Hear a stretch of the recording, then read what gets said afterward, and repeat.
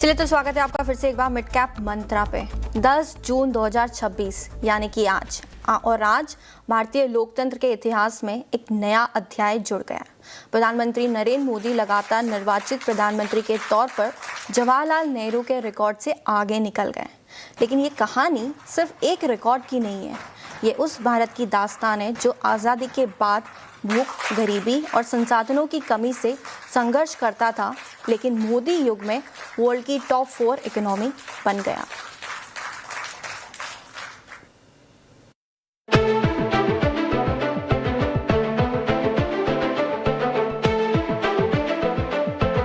तारीखें कैलेंडर में दर्ज सिर्फ एक नंबर नहीं होती हैं, कुछ तारीखें इतिहास रचती हैं और ऐसी ही एक तारीख थी 13 मई 1952। पहले लोकसभा चुनाव के बाद पंडित जवाहरलाल नेहरू ने प्रधानमंत्री पद की शपथ ली।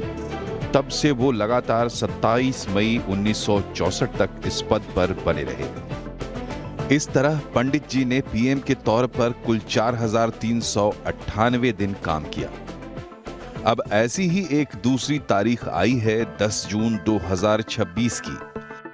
इस बार रिकॉर्ड रचा है प्रधानमंत्री नरेंद्र मोदी ने। मैं कि दुनिया के किसी नेता को हाथ मिलाता हूं ना, तो मोदी हाथ नहीं मिलाता। 140 करोड़ लोगों का हाथ।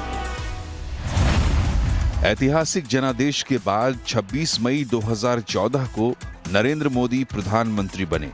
तब से लगातार तीसरी बार प्रधानमंत्री के तौर पर वो जन सेवा कर रहे हैं। 10 जून को पीएम के तौर पर नरेंद्र मोदी 4399 दिनों के सफर को पूरा कर जवाहरलाल नेहरू से आगे निकल गए। सबसे लंबे अंतराल के पीएम के तौर पर यह सिर्फ मील का पत्थर नहीं है। दोनों नेताओं के दौर में जो करिश्माई काम हुए वो और भी दिलचस्प है। जब भारत आजाद हुआ तब देश की अर्थव्यवस्था का आकार लगभग 2.7 लाख करोड़ रुपए का था। लंबे वक्त तक भारत में जीडीपी की विकास दर 3.5 से 4% के आसपास घूमती रही।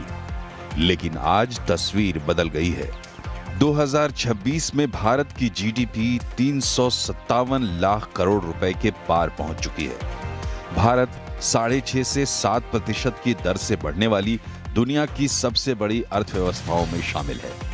2014 में भारत दुनिया की 10वीं सबसे बड़ी अर्थव्यवस्था था, लेकिन 2025-26 में चौथे स्थान पर आ गया। जब देश आजाद हुआ हम अनाज के लिए विदेशों पर निर्भर थे। अमेरिका के PL 480 कार्यक्रम के तहत विदेश से जहाज भारत आता था जो जनता का पेट भरता था। इसी वजह से उस दौर को शिप टू माउथ इकोनॉमी कहा गया। लेकिन आज भारत दुनिया के सबसे बड़े फूड एक्सपोर्टर कंट्रीज में शुमार है। चावल, गेहूं के एक्सपोर्ट के अलावा आज भारत प्रधानमंत्री गरीब कल्याण अन्न योजना के तहत 80 करोड़ जनता को मुफ्त राशन भी उपलब्ध करा रहा है।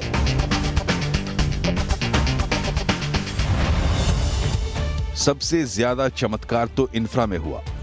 नेहरू युग में इंफ्रा की बुनियाद तो डल गई, लेकिन विस्तार बहुत धीमा रहा। नेहरू युग में यानी 1951 से 62 के बीच सिर्फ 3987 किलोमीटर राष्ट्रीय राजमार्ग बने। लेकिन मोदी युग में 2014 से 2024 के 10 साल में ही करीब 54,908 किलोमीटर का जाल बिछ गया। Expressway, dedicated freight corridor, Vande Bharat ट्रेनें, आधुनिक एयरपोर्ट, बंदरगाह और लॉजिस्टिक नेटवर्क ने भारत की आर्थिक उत्पादकता बढ़ाने में बड़ी भूमिका निभाई है। इंफ्रास्ट्रक्चर अब सिर्फ निर्माण का विषय नहीं, बल्कि आर्थिक प्रतिस्पर्धा और निवेश आकर्षित करने का सबसे बड़ा माध्यम बन चुका है। नेहरू का भारत सरकारी नेतृत्व वाले विकास मॉडल पर आधारित था। मतलब इंडस्ट्री, निवेश में पब्लिक सेक्टर का बड़ा रोल था। लेकिन 21वीं सदी के भारत में तस्वीर बदल चुकी है।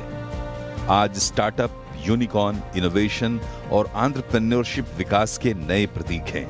प्रधानमंत्री मोदी ने कई मौकों पर उद्यमियों और वेल्थ क्रिएटर्स को राष्ट्र निर्माण का भागीदार बताया। देश में बदलाव की सबसे बड़ी कहानी डिजिटल सेक्टर में लिखी गई। जनधन खाते, आधार, मोबाइल कनेक्टिविटी और फिर यूपीआई। इन 4 स्तंभों ने सरकारी योजनाओं की डिलीवरी का तरीका बदल दिया। पहले सब्सिडी और लाभ योजनाओं में लीकेज बड़ी समस्या मानी जाती थी। आज डायरेक्ट बेनिफिट ट्रांसफर के जरिए पैसा सीधे खातों में पहुंच रहा है। भारत दुनिया का सबसे बड़ा real time digital payment network चला रहा है। डिजिटल गवर्नेंस ने सरकार और नागरिक के रिश्ते को भी पूरी तरह बदल दिया है। आज भारत बहुध्रुवीय दुनिया में अहम शक्ति है। अमेरिका हो या रूस, यूरोप हो या खाड़ी देश, सभी भारत के साथ रिश्तों को प्राथमिकता देते हैं। भारत ने G20 शिखर सम्मेलन की मेजबानी की, ग्लोबल साउथ की आवाज के तौर पर उभरा और ग्लोबल सप्लाई चेन का अहम हिस्सा बनने की दिशा में आगे बढ़ा। जवाहरलाल नेहरू ने अपने कार्यकाल में 3 विदेशी संसदों को संबोधित किया था। इससे आगे बढ़ते हुए प्रधानमंत्री मोदी अब तक दुनिया की 19 संसदों को संबोधित कर चुके हैं, जो भारत की मजबूत इकोनॉमिक डिप्लोमेसी के बढ़ते प्रभाव को भी दिखाता है। विकास सिर्फ इमारतों और सड़कों से नहीं मापा जाता। विकास का असली पैमाना इंसान होता है। फिर वर्ल्ड क्लास एजुकेशन की बात हो या फिर मेडिकल साइंस का बढ़ता प्रभाव हो। 2014 से 2026 के बीच में बड़ी छलांग दिखती है। 2014 में देश में सिर्फ 16 IIT थे, जो अब बढ़कर 23 हो चुके हैं। IIM 13 से बढ़कर 21 और एम्स 7 से बढ़कर 23 हो गए हैं। भारत की औसत जीवन प्रत्याशा यानी एवरेज लाइफ एक्सपेक्टेंसी 41 वर्ष से बढ़कर 70 वर्ष हो चुकी है। टोटल फर्टिलिटी रेट 6 से घटकर 2 के करीब पहुंच गया है। यानी भारत अब पॉपुलेशन एक्सप्लोजन नहीं बल्कि डेमोग्राफिक डिविडेंड की चर्चा करता है। यही ह्यूमन कैपिटल आज और आने वाले दशकों में भारत की सबसे बड़ी ताकत है। 10 जून 2026 सिर्फ एक राजनीतिक रिकॉर्ड का दिन नहीं है, बल्कि भारत की बदलती कहानी को समझने का एक अवसर भी है। ये उस लोकतंत्र की कहानी है जिसने सत्ता परिवर्तन भी देखा, आर्थिक परिवर्तन भी देखा और दुनिया में अपनी बदलती भूमिका भी देखी। प्रधानमंत्री मोदी का कार्यकाल अभी जारी है। आने वाले वक्त में शायद और भी नए रिकॉर्ड बने, लेकिन बुलंद भारत की नई तस्वीर अब पूरी दुनिया देख रही है।